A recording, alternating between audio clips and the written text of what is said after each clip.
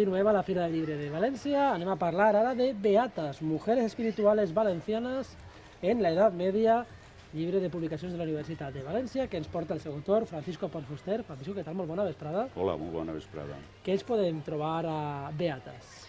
Pues, en el llibre Beates el que anem a trobar-nos és en les biografies o en l'anàlisi d'una sèrie de detalls de les dones de l'edat moderna, tant a València com a altres territoris circumveïns. El nom de Beates és un nom que ha estat socialment desprestigiat, que avui en dia no està massa reconegut, i el que es tracta de fer és, com veure aquestes dones que en l'edat moderna ho varen passar realment mal, doncs varen ser capaços de crear-se un espai per a desenvolupar les seues creences, per a desenvolupar la seva vida, per a desenvolupar la seva relació en l'entorn, que sigui en l'entorn eclesiàstic o en l'entorn civil de la societat. Sí, també un entorn en una edat moderna que ha sigut molt influenciat, evidentment, per l'Església. Clar, és dir, elles no tenen sentit sense l'Església. Elles el que busquen és aquest espai que l'Església els dona per a que elles lliurement puguen desenvolupar les seues creences i les seues devocions. I aquesta és la peculiaritat que elles tenen.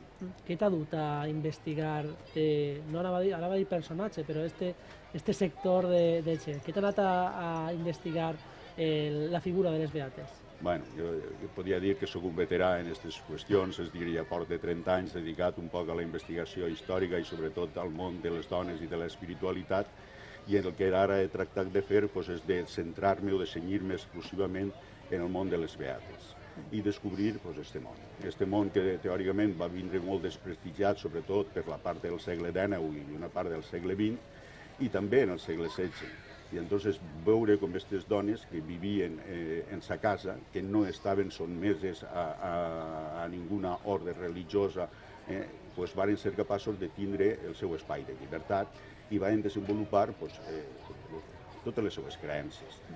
Lògicament, varen ser dones que també varen tindre que lluitar i al mateix temps ser molt cautes, perquè sabien que contra elles podien vindre persecucions promogudes o bé pels eclesiàstics o bé per la pròpia Inquisició.